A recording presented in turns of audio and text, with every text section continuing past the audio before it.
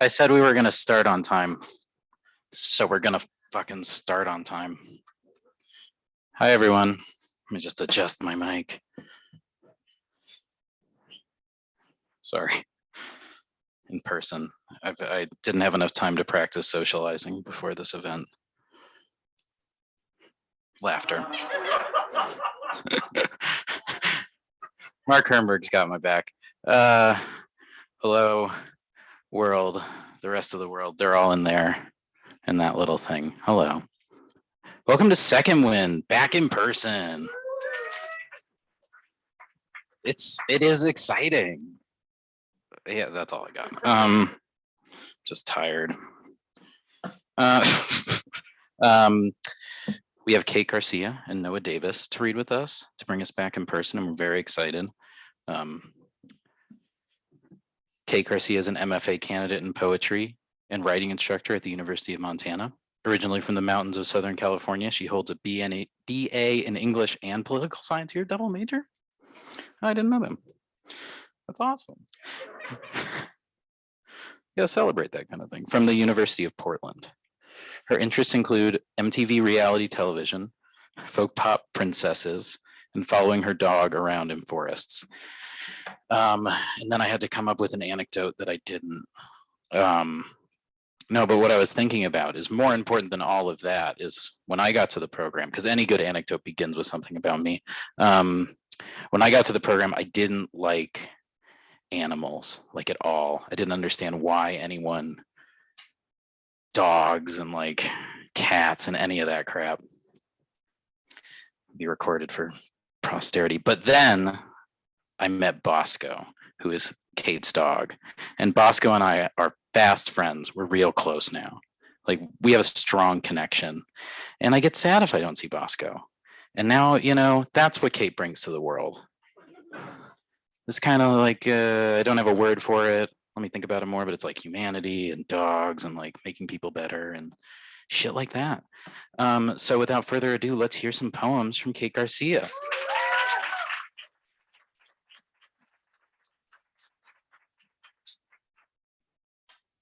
Thanks, Mark. I appreciate that I was like desperately waiting for someone to bring up my dog and he knew. So I'm so excited to be here and I'm so happy you all are here. This feels like really special to be back in person and I feel very grateful. Yeah, thanks Emma and Mark for doing this. Okay, I'm gonna read some poems for you guys. Most of these are from what will become my thesis. And recently I've been writing a lot about wildfires, like literal wildfires, particularly a wildfire that destroyed a lot of my hometown when I was a kid.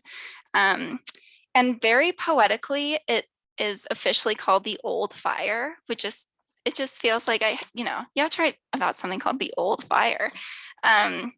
So yeah, I'm gonna start with a few fire poems. And this first one is called The Old Fire. Okay. Come upon a meeting of children under the bright hood of raining ash, and they are all white. 2 redheads, 2 blondes, and finally, the one with the nose like Dad and his brothers. It's Halloween, and the field mice have been drowning in the jacuzzi, but the children still want costumes to not be themselves, moving muddy through the dusty eruption of some giant calcified gourd. Papa's house burns alive, and his tears are 100 boxes of oranges picked. The Cianero's cries are silent. In the husked house was the mummified body of a cat, mounted and framed, hanging next to the photos of Cesar Chavez and the Rivera Prince. And now they are all soot and soil, and no one makes jokes about the blooming vitiligo on Papa's hands anymore. The children go back to school and are told to make art with charcoal and water, and a man named Hope is charged with arson. At Christmas, tamale making is a learned memory, a validation that maybe that corpse cat is still somehow there, baked into the land.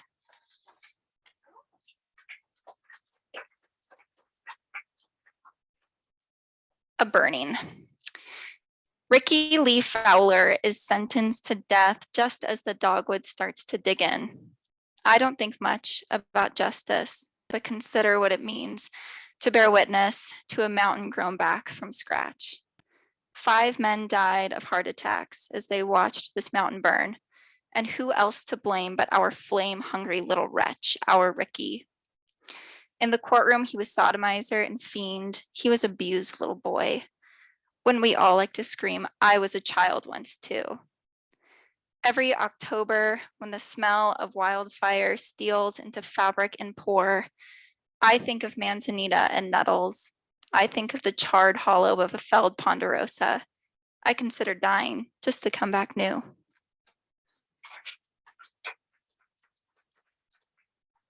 This next one is not about the old fire, but a different California wildfire, the Paradise wildfire, which I'm sure a lot of you know about, that happened in 2017 and in Northern California.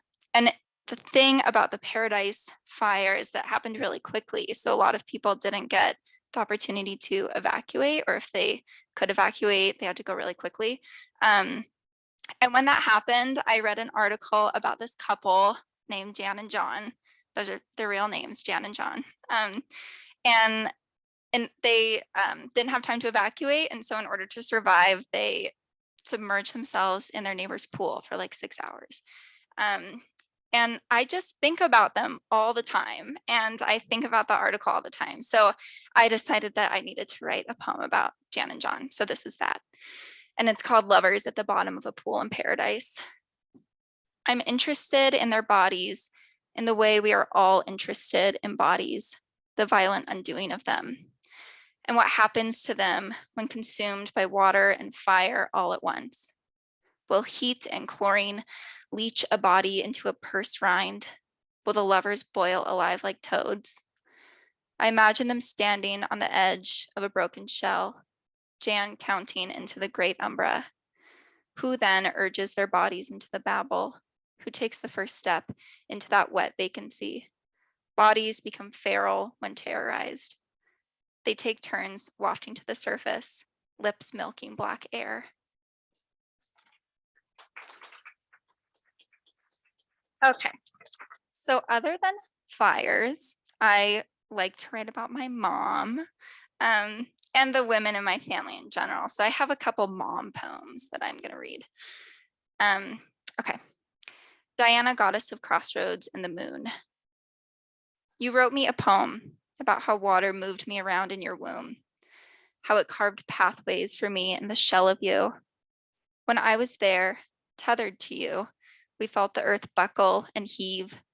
We felt your body wax into something different and whole, gravitied by that wild moon of grief. When did you decide you would tell me a secret, even if it hurt me? Here we watch a peregrine falcon fly low and fixed. Here you tell me that if a man ever presses his hands to your throat again, you might just let him kill you.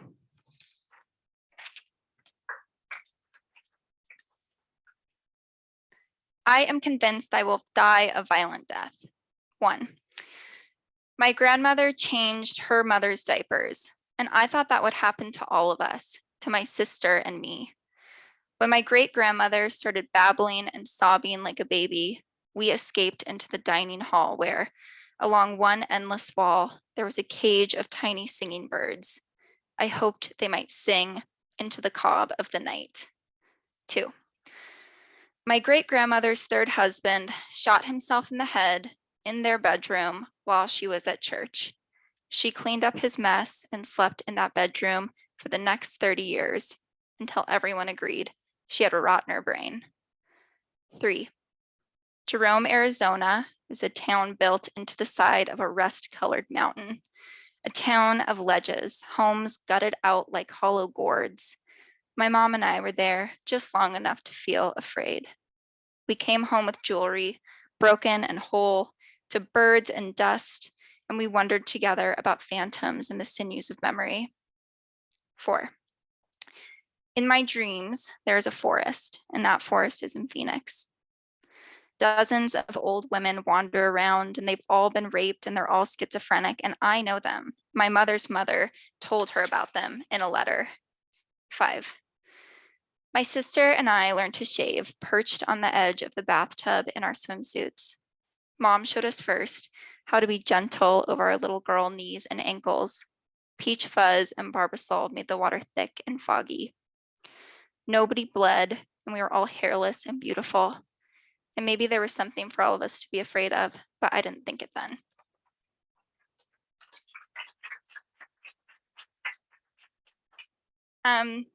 So I'm from Southern California, the mountains of Southern California. And I think for some people that sounds like an oxymoron, but they do exist, the mountains of Southern California.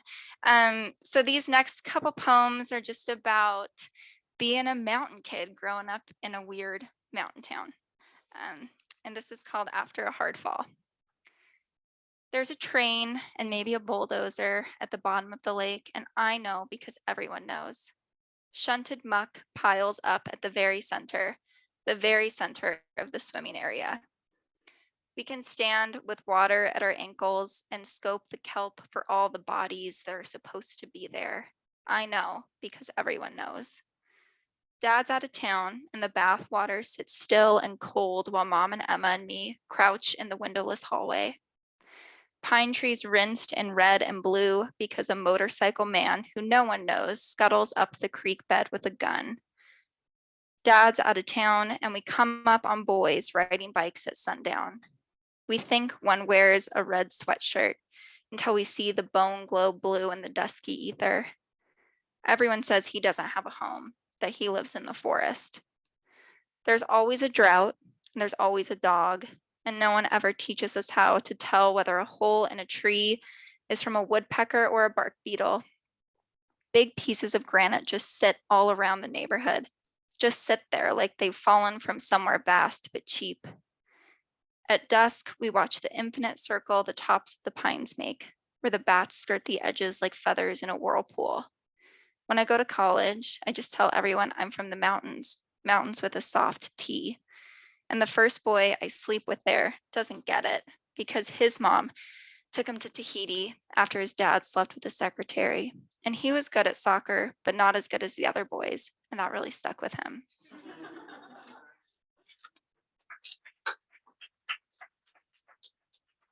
My uncles carried the couch when we moved a minute up the road. Dad thought the Scientologists were stealing the water because the creek dried up in June. In April, we waded in foamy pools. We floated plastic toys all the way down. Emma got giardia, but made her vomit sound small for 2 weeks. The new house had too many rooms. The new house had a deck with railings. Bats kept getting in and hamsters kept getting out of their cages, hiding in the hallway closet to mate and nest. A headless mouse christened the spare bedroom, and Emma hoarded costume jewelry from dead relatives. Maybe there was a man digging under the window because I could hear his shovel through the rain. Okay, I just have a couple more. I'm going to read a Montana poem and then I'll finish with a California poem because that feels right. Okay, car camping outside Livingston, Montana. We lay there rigid and calculating how best to siphon heat from the dog's febrile little body, my feet sacrificed to a frenzied cold. Hours earlier, we'd played cribbage and drank beers and faced west into a coiled pool of fruit sap settling. Tethers between earth and elsewhere pulled inward, becoming taut. I wished I hadn't said that thing about you not being so affectionate lately because the silence unmoored me. Now I have to pee. I shift my stiff body forward, released from a suffocation of duvet and sleep smells, toward the car door rocking with the weather. Dropping down onto the wet earth is like being born into a static chasm. Sharp soil polyps tattooing the bottom of my bare feet, the space between body and sod all choked up. The plain is dusted blue, black, and gray. Southward mountains are black hole shadow beacons, backlit slices cut from felted clouds. Crouched down naked, from waist to ankles, I look out into the pall of dead grass, endless and unburdened by trees, rocks, anything. The wind burrows down my eardrums, waking me from the belly outward. I wonder if you ever think about when we lived in that big Portland house together, the one with 2 beds. We followed each other back and forth all night long. I wonder what you think about. We are a product of light that is a product of darkness. I stand up, redress, lean against the solitary metal beast.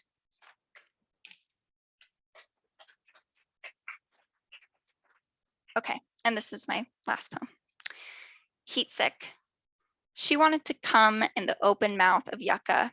She wanted Orion to watch her buckle, then yelp on that dirty old saddle blanket her date had laid out in the silt. She wanted to be a naked, glowing, pale purple alien. She wanted to be thin and frightening and fuckable. So she put on a real show with that oily bratwurst he grilled on his little camper stove. And she ignored the hotel casino wrenching up and out of the desert floor, huge and pink and steaming. And when he asked her about her biggest flaw, she answered him, I was a violent child who lied. And she laughed with him when he thought that was funny. Picture this. You're on I-15 heading away from Vegas and you stop at the world's largest Chevron, 96 pumps.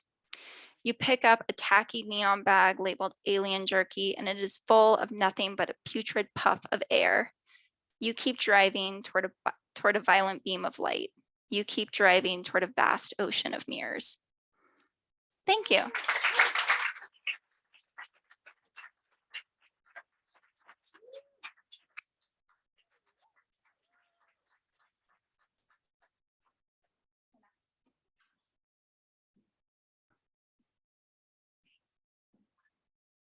One more time, one more round of applause.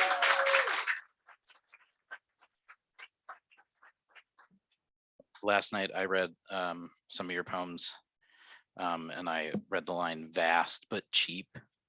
And I was just like, this is so fucking awesome. It's one of my, I think about it a lot now. What is vast but cheap? And then I called my dad and he misheard me on the phone. So he thought it was something else. And now I can't remember. Pause for effect.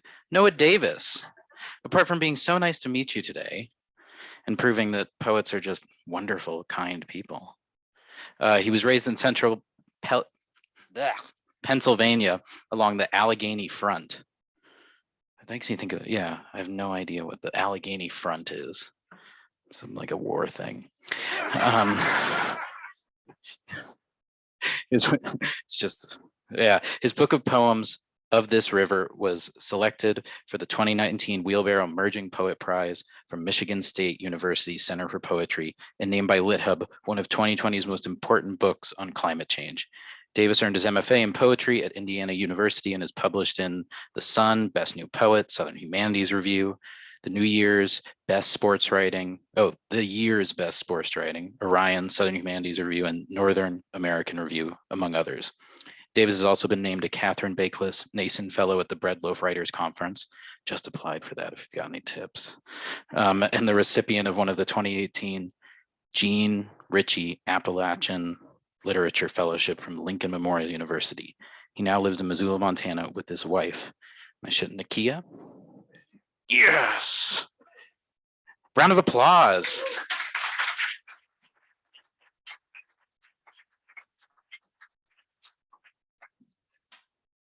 Ooh. Which knob do I, is it gonna just go right there? There we go. Okay, perfect. Thank you so much. Thank you all so much. Oh my gosh. This is absolutely insane to me right now. I went to First Fridays on Friday. That was my first one ever, and it was incredible. I haven't given my extroverted self any love in the last 2 years, and so to see so many people in a room is absolutely amazing. And your poems, I'm so thankful to be reading with you. Those 2 lines, there's always drought, there's always a dog. Dang, that could be that could be a title of a collection for real. The Allegheny Front is like the Rocky Mountain front, but it's just the Allegheny Mountains. But so just think of them 6,000 feet shorter though. But there is a demarcation, there's a line of demarcation. And a lot of my poems come from there. All of my poems, I guess, because I have to write about home. And so, small histories. At the bridge above the town, boys dare each other to dive into the green water and swim inside the fossil of a refrigerator dumped in this river so long ago, stone has grown around the open door. Carp shadows quiver the white metal while boys try to judge light and current's path. They bring rocks flecked with mica, rusted railroad spikes, elk antlers, offerings with weight to take the boys down to where they can swim below the river's flow and exchange their gifts with those boys before them have left. The teeth of so many dogs, a bag of brass rifle shells, a crow's wing wrapped in bike chain and tied to a horse's jaw.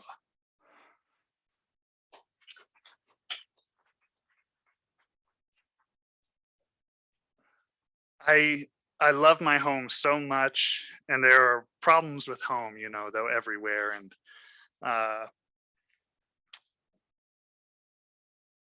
there in central Pennsylvania, the community is very close to the natural world. It's always right there. It's like in Missoula, I was there whenever I was able to hear Rick read his about, the bears that are coming down into right on campus here. And so it's similar like that. Bears are always coming into our neighborhood and eating everybody's garbage and bird seed. And so to have this close connection to the natural world, but I think about how we as a culture, how parents teach children, how our culture teaches children about how to feel about the natural world. And so one of the little bits of Appalachian folklore is that if a woman is having trouble giving birth is to wrap a timber rattlesnake skin around the thigh. So, and then the baby will feel that presence and want to get away from it real quick, And so like trying to instill that fear right away in a snake, it's like, oh my God, that child didn't have a chance to even think about that. And so whenever I started to think about that little bit of folklore, I was like, okay, well, what are the different ways that could come about? How could that be shown then in children as they grow up? Skins. In this valley, where mules catch pigeons in their mouths, women wrap rattlesnake skins around their daughters' thighs, while babies wail out from their red rooms. Come wailing out and away from these snake skins with the fear strongest when we can only see shapes. And the fear lives in these shapes until one day in January, these babies, who have grown into children carrying their own fear, hike to a talus slope and with axes chop away a chestnut stump, where they find 30 rattlesnakes curled in cold and kill every one of them. These babies, grown large enough to carry dead snakes in their hands, lay the snakes on the snow in shapes only hawks can read. In this valley, where bees build honeycomb between railroad ties, women wrap railroad skins around their daughters' thighs, while babies wail out from their red rooms. When the babies are teething, these mothers lay rattlesnake skins on swollen gums.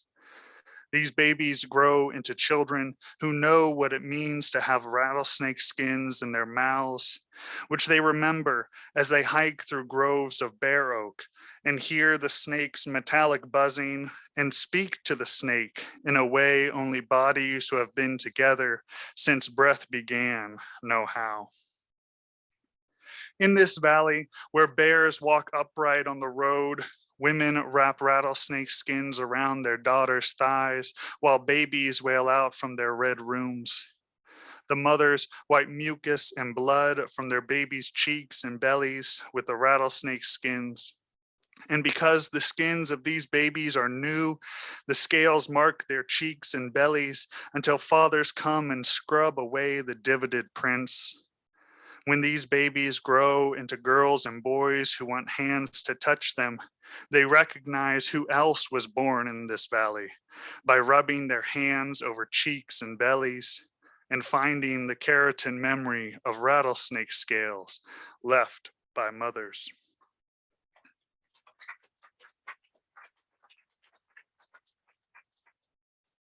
Has anybody in here ever eaten snapping turtle? Okay, well, they're coming over from the eastern side of the state. So if you see one, kill it and we can have a good snapping turtle fry, because we do not want them on this side of the divide, just so you know. And it tastes a lot like chicken, and that's for real.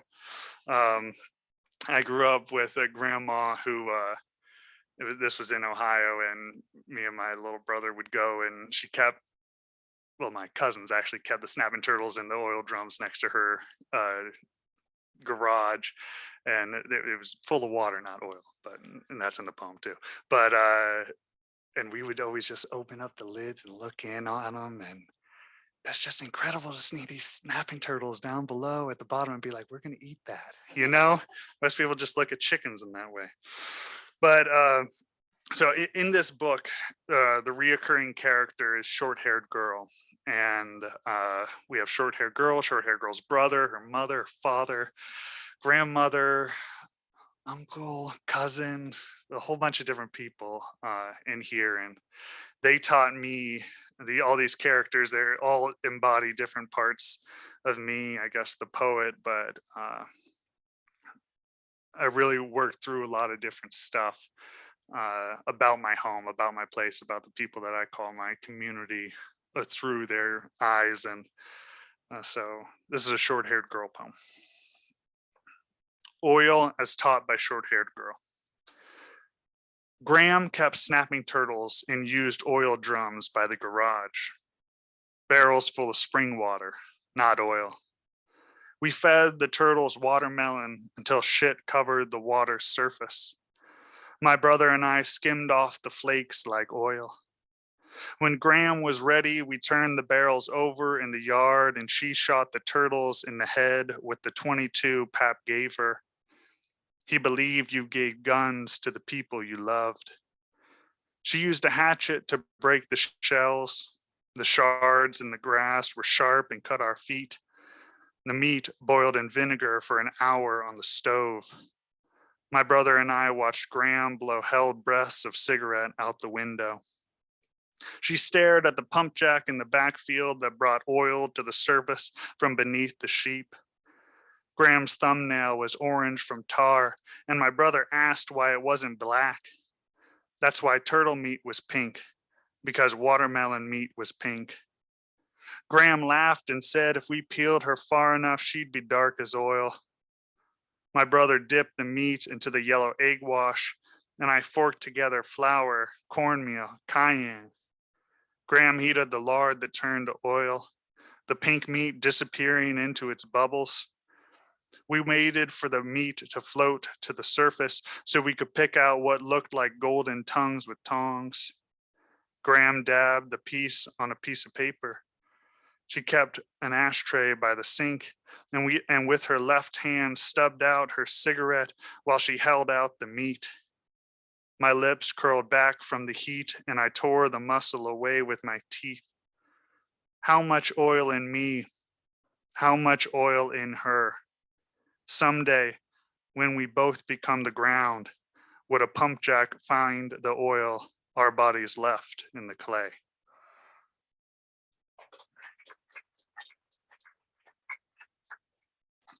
For the poets in the house, oh, are you a poet? Oh, sweet. I thought I liked you. Y'all write dream poems? Like dream? Yeah, gosh, it's the easiest thing. Can you believe we get to do that? Just kidding. It's not easy at all. This dream came to me like 6 times, and it took a month to write the poem. You know, I should have just written the dream. Do fiction writers get to do that? This is a bleeding title. In fields where junco. In fields where junco wings strike goldenrod stalks in the dark, my future child visits. Her mouth opens and closes while two basswood trees on the hill mark each other's trunks. Wind swirls clockwise through their crowns. I say widowmaker, and she not before morning. So we wait together until the limbs long ago broken and caught dead in the canopy fall to earth, where storms also collapse.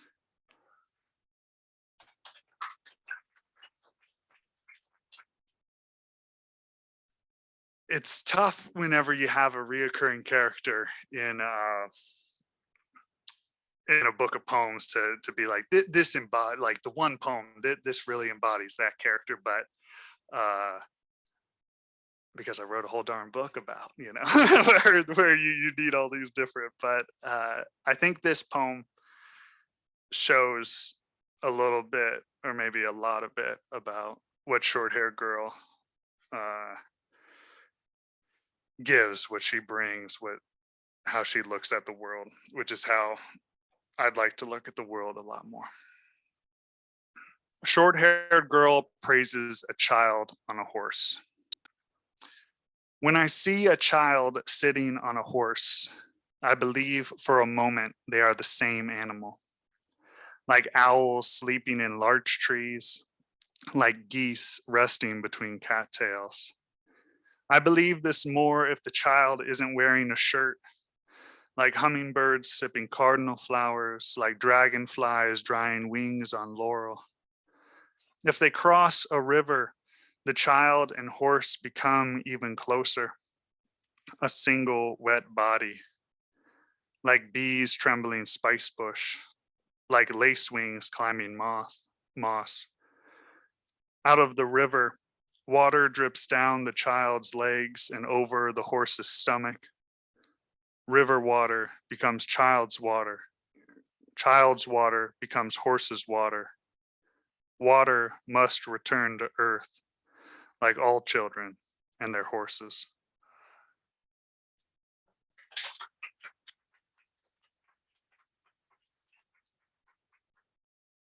I've never taken a sip of water during a reading.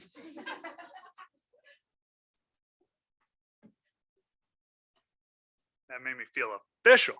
Okay. I have one more poem. I graduated from my MFA in 2020.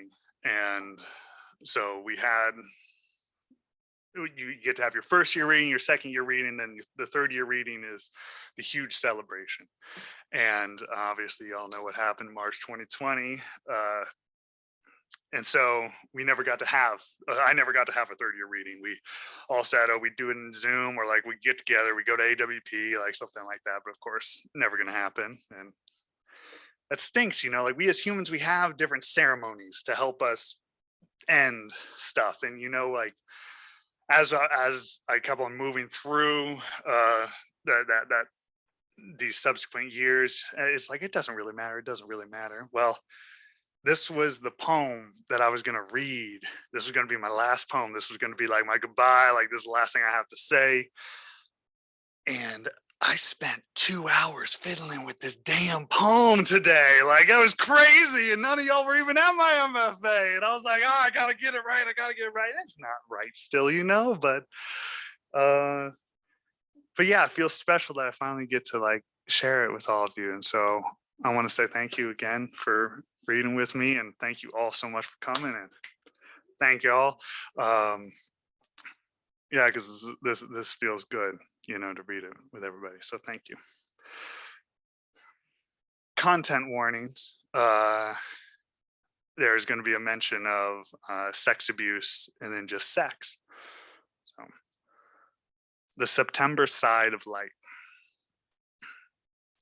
On the day no deer dies in the county, and every bear finds enough acorns to eat, then sleeps the rest of the afternoon to night, my beloved and I pick the last tomatoes hanging like slow dripping water, and bring the bread out from the kitchen and lay in the yard watching two crows who we've named and who've named us fly from the neighbor's yard where they talked with him, while he dug the carrots his husband planted before he died in June.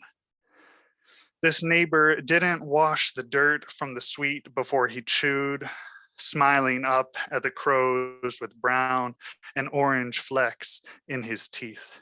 And now the two crows land on the house of the woman who hasn't remembered her uncle's hand on her 13-year-old self in almost 4 days, as she makes a bowl of kettle corn, popped in coconut oil and cane sugar, and thinks she'll walk to the bridge and count the fish shadows drifting across the sand bottom. And maybe, if it's not too late when she gets home, she'll call the man who gave her his number at the supermarket next to the little tubs of caramel for dipping apples. And my beloved and I hang between these yards, having already forgiven the words said in the tenor of Tallis Slopes that morning over oatmeal. And we eat the heavy bread and chew for so long that we must start a new conversation every time we swallow. Such good, dense bread that our jaws ache in eating, and we welcome the ease of sun-warmed tomatoes and tell each other tomato stories of tilling and planting and picking and eating. More tomato stories than we knew we carried. And in this discovery revel until we each separately and in two different moments realize the warmth and release of tomatoes between our teeth is the same as our feasting on the softest, most tender parts of each other's bodies. And being pulled by that want, climb to the room with the windows facing joyfully west and lay together in the light different from yesterday and detached from the light tomorrow, when deer will die. Bears will wander hungry, and crows will not come to their names. But that is far from our bed and this room and the 100 more stories, heavy like tomatoes, swaying on the September side of light. Thank you.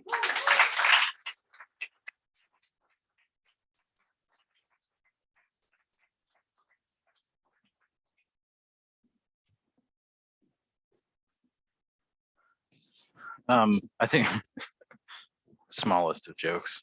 I think we have time for some questions. What I'm thinking is that Emmett will help me move this, and then y'all can bring your chairs up here. Been thinking about this. I don't know. I hadn't tried lifting it yet. You're stuck on it.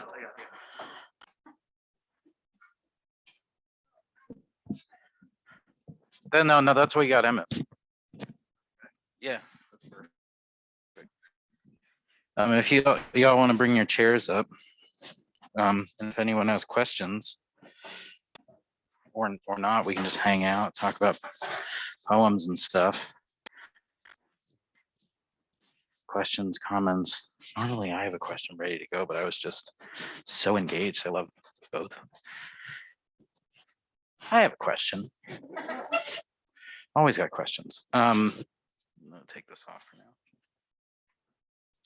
So both of you write about home, mentioned, and you've released your project that is a lot about your home, and you're about to have this thesis. Do you see home as like, I'm going to keep writing about this forever, I've got so much more to say? Or has the project somehow concluded a thought and you sort of, now it's going to be Missoula, wherever you live next? Sure. I think I'll write about home forever. Yeah, I was telling this to Noah that I feel like when I start thinking about writing poetry, like so many of my thoughts are about growing up in the mountains and just like images. And I've like called my sister a couple times and just been like, what's some crazy stuff you remember from being a kid? And she'll like give me material. And so I feel like it's endless, my my hometown material. Yeah, definitely. I don't think I'll ever stop writing about it. Dang, yeah. I just don't think I'll ever stop writing about it. It's infinitely fascinating to me. I think that there are so many dynamics. I mean, I'm not even 30, and so like I really have not been thinking about like I have not had the time to think about so much stuff that would have had um, that I should be thinking about and saying. And so I'm really trying to get back to that landscape because that landscape is what feeds me. I haven't been able to write a project yet. I thought that moving to Montana, I'd be able to write some about Montana, but then I was like, oh no. It all came out flat. It all came out like wannabes. But so hopefully we'll get back to that landscape. Ooh, question from the audience. You should come up here because I don't know if this chord's gonna go. Or you can just say it loudly. I was wondering if anything about your time in Montana in particular has made you reflect on your homes in a way that's fed into your poetry.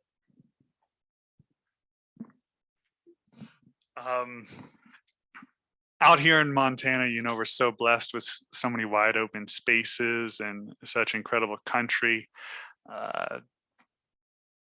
But we still have the Berkeley pit, there in Butte. And I just didn't like some NFT bros, like just buy a coal mine to just, like that's crazy, but very sad.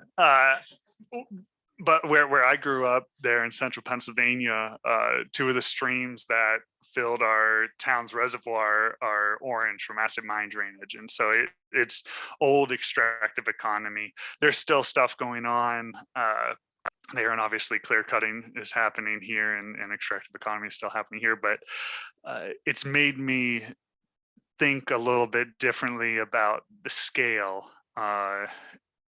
Because if you just look at the mountains at how they are right now, everything looks pretty darn good at where I am. But if I just try to imagine what it looked like 50, 60, 70 years ago, it was a lot different. And so driving east on 90 every time, it makes me think what my ridges looked like a little bit ago. Yeah, I thought for a long time that like the smell of like wildfires in August, September, October was like unique to California, but I learned that it's not. And I started like writing the wildfire poems like when we were having all those wildfires here. So yeah, just like the smell made me want to write about that. So that's like a kind of a big one I can think of. Yeah, I mean, just like being in, I think the West is like the most magical place ever. And so I think just like staying in the West and being in the West, you're just constantly getting like inspiration from the world around you. And yeah, in a way that's similar to how I feel about California. So yeah.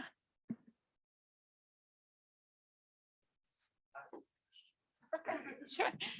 Do I need the mic? Or? Oh, yes. Can you talk a little bit about writing, because you touched on it a little bit, about writing about a place that people don't associate, like whenever they think about SoCal? Because like whenever I write about PA, everybody always thinks of like Pittsburgh or Philadelphia, and they don't think about this really rural spot. And so could you talk a little bit about like that and maybe some of the challenges or rewards of writing about like this little place, this little known place?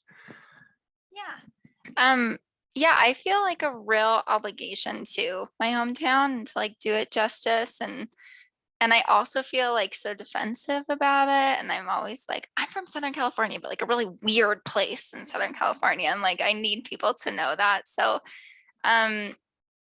yeah, but I do like love writing about it. And I think that there is like so much there. But I think that maybe the one downside is feeling like this I feel like the standard for writing about it feels so high because I want to like do it justice. Yeah, I don't know. And also I rarely ever go back because my parents moved away from the mountains. And so it's rare that I ever even return. So, but I know it's like changing. And I think most people have that experience of like where they grew up, like changes so much over time. So there's like that element too, where I want to like capture what it was like when I was a kid. and I really don't know what it's like anymore. So yeah, does that answer your question? Yeah, definitely. Jeez. I have a question. Sure. Okay, I was struck by like sort of the character, the role and presence of sort of family stories within your poems, your grandparents, great grandparents. Kate, your mom, the mom character reading a poem to you. So just curious about the relationship between your sort of sense of yourself as a poet or your poetic practice and sort of family tradition, I guess. Do you think of poetry as being this inherited thing, or are they related in any way in your minds, the stories your grandparents told you, or are they sort of just separate in family, something you write about like home or fires or anything else? Yeah, I think that like so much of my poetry comes from like family lore. And I feel really grateful to have, like, my mom is like so open with her story and her stories, and she's like very generous with that. And I think that that is like this huge gift. And like my grandparents too. And I, yeah, I think that that's like a special thing to have. So I think it's like important to write about it. Yeah. My dad's a poet, which is crazy. Nobody. Yeah. I don't remember. Well, of course, nobody else in my school had a dad as a poet, which was it's still a strange thing to say. My dad was a poet. So like I grew up with poetry in a household, and all of it was always based in family stories. My dad writes a lot. He writes different fictionalized poems, but a lot more of it is closer poet eye poems. And but you can see how different stories that we told from both my mother's side and my dad's side, how they come into play. And I think with what you said about like the responsibility and making sure that you're getting stories right, of a place. And so much of this book was a culmination of both some family mythology, and then also place mythology. And that's a lot. That takes a lot. And I don't know if I got it all right in this at all. And I guess that's why I'm not a nonfiction writer. I'm a poet, which really helps. Yeah, I feel the same. A lot more licensed. You're both either about to finish your MFA or just finish your MFA. Would love to hear you talk about just how your process feels different or similar to 2 years ago, 3 years ago. You should take this. Okay. The MFA is a wonderful thing. It is is probably going to be the only time in your life that you get to dedicate like 100, well, maybe more like 98% of your time to writing. And it's a gift, and you should take it and seize it and love it.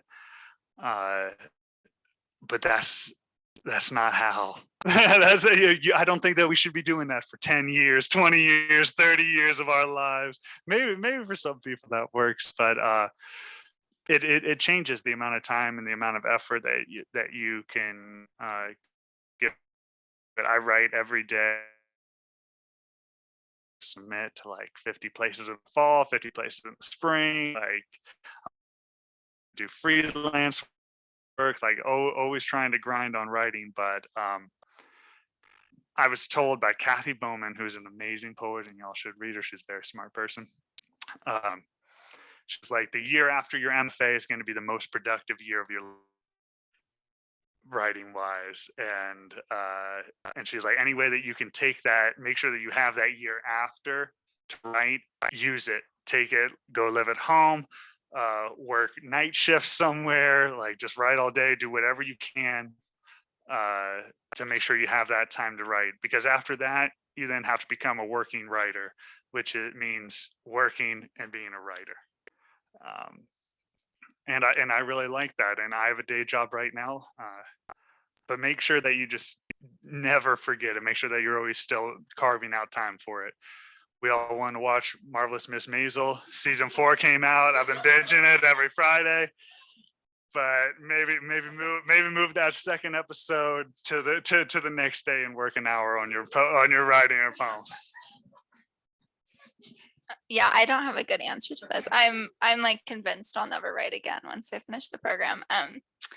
Not really, but I am like really scared to finish the program. So that was like, that's inspiring to hear about your ethic. Yeah,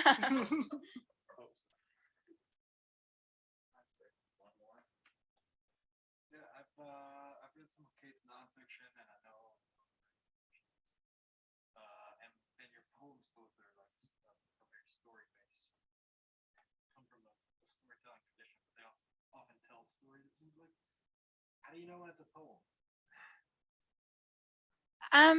I think I like default to poems. I think that for me, like writing nonfiction was this like wonderful exercise in being able to write like the full story and like put it all on the page.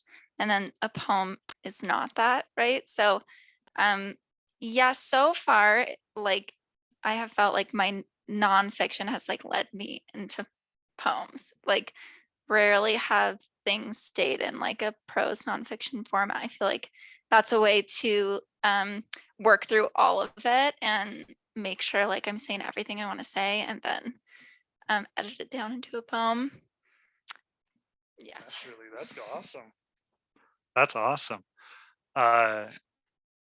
During my MFA, I would give, whenever I woke up, it would be the first thing would be poetry. I'd give whatever, like my best part of my brain to that, and then I would go on to fiction or creative nonfiction, and then I would go to like freelance writing, like just trying to get that, not beer money because I don't like beer, but like I guess ice cream money.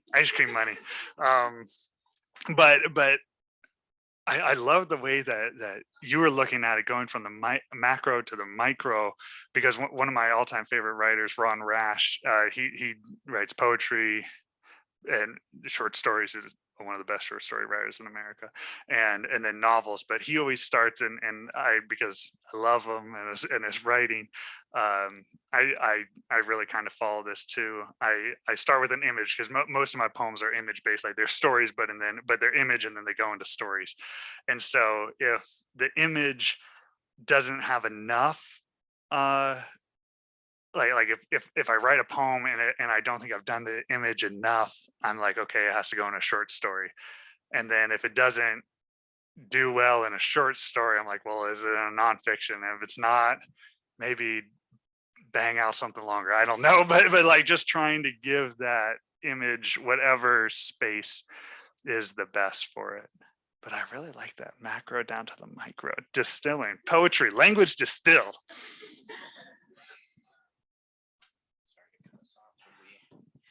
Another round of applause for our brilliant poets. And Kate. Thank you to Fact and Fiction, Danielle, wherever you are. Thank you. We'll be back in a month with Alina and Brandon. He's in the computer. I want the SNL music to play. But yeah, everyone have a good night. Scoot out a little bit faster than you would otherwise, but I'll see you outside to hang out, party it up, whatever you want to do. Thank you.